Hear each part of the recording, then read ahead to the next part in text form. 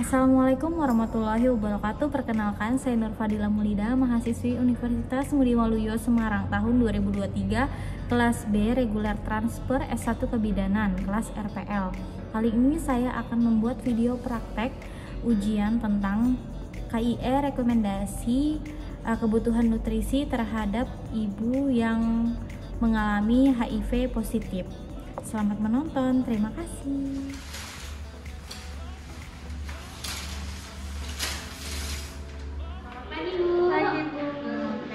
Jadi ini dengan Ibu Mei, benar? Benar. Oke, baik. Ini Ibu Mei yang baru melahirkan tadi pagi ya? Iya, Jadi rencananya pulang nanti sore ya? Iya. Jadi sebelumnya perkenalkan, saya Danila yang bertugas di ruangan ini. Hari ini saya ditugaskan untuk memberikan Ibu sedikit konseling mengenai pemberian nutrisi pada bayi dengan kondisi khusus ya? Iya. Jadi ada beberapa pemberian makanan pada bayi. Jadi khususnya ada rentang usia Bu. Jadi 1000 hari pertama kehidupan dimulai dari bayi di dalam kandungan sampai bayi usia 2 tahun itu adalah rentang usia yang paling penting untuk menunjang tumbuh kembang bayi. Nah, perlu disampaikan juga bahwa ibu dengan memiliki kondisi khusus juga harus tetap semangat ya Bu ya dalam memilih terus memberikan nutrisi yang tepat, memilih makanan yang tepat untuk pertumbuhan dan perkembangan bayinya ya. Nah, perlu diketahui juga pada saat hal-hal seperti ini dalam memberikan makanan atau nutrisi kita tidak boleh memberikan ASI bersamaan dengan susu formula sebelum bayi berusia 6 bulan ke atas. Jadi nggak boleh di mix feeding ya Bu ya. Jadi tetap ASI ya. Jadi untuk ASI ini juga berlangsung selama 6 bulan. Kalau misalnya di bawah 6 bulan belum boleh dipakaikan susu formula. Kemudian ASI juga bisa dihangatkan. Misalkan ibu sedang bekerja, boleh dipumping, kemudian dimasukkan di freezer, kemudian dikeluarkan bisa dihangatkan kembali.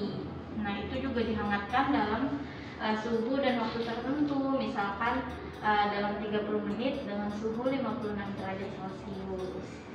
Nah, ibu juga tentunya harus minum obat yang namanya ARV secara teratur dan bayi juga tetap diberikan obat yang sama sesuai rekomendasi dan pengawasan dokter ya. Jadi untuk memberikan makanan pendamping ASI di atas 6 bulan itu juga harus memenuhi kriteria yang namanya ASS. Itu juga sesuai rekomendasi dokter sudah dalam ketentuan WHO. Nah, dari ASS itu sendiri dia ada beberapa. Yang pertama A, dia acceptable, jadi yang dapat diterima. Jadi misalkan ibu dapat menerima segala hal untuk kebutuhan nutrisi bayinya, tidak ada hambatan mengenai sosial budaya, halangan-halangan yang rasa takut akan stigma, misalkan nggak boleh makan ini nanti pada bayinya, nggak apa-apa selama nggak ada alergi ya udah makan aja, boleh aja. Kemudian yang kedua ada feasible atau terlaksana, yaitu ibu, keluarga beserta suami memberikan waktu yang cukup untuk menyiapkan kebutuhan nutrisi pada bayinya. Untuk harus juga sih mempunyai keterampilan khusus seperti memasak ya.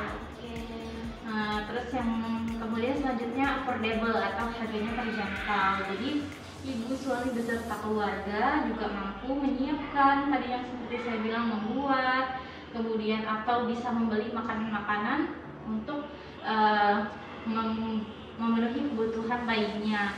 Selama itu ibu tidak keberatan bersama keluarga untuk memberikannya ya. Yang terakhir adalah kesinambungan. Jadi untuk makanan pengganti yang diberikan kan sebelumnya udah ASI, kemudian diberikan makanan pengganti setelah 6 bulan ke atas.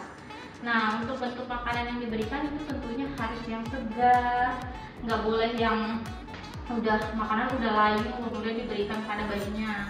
Jadi untuk yang harus yang segar, kemudian makanan yang didistribusikan juga itu harus berkelanjutan sepanjang bayi yang buat nutrisinya adekuat.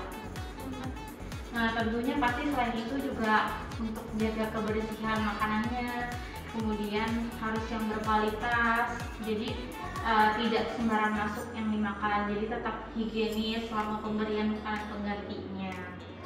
Kemudian untuk yang terakhir ada metode pasteurisasi flash yang membuat teknologi sederhana ini biasanya dikembangkan oleh orang tua agar bisa tetap menyusui.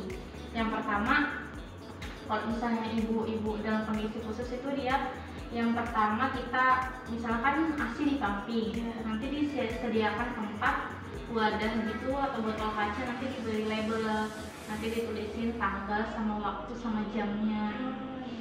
Jadi bisa dilihat kan Bu habis di pumping kapan tanggalnya, kapan waktunya gitu. Nah misalkan nih ibu memeras ASI rentang antara 50 sampai 150 ml, itu juga disiapkan di dalam wadah. Kemudian kalau misalkan ibu mau hangatkan sama yang tadi, kalau misalkan udah ditaruh di botol kaca, mau ditaruh di freezer, kemudian mau diasikan lagi itu boleh, tapi asinya perlu dihangatkan.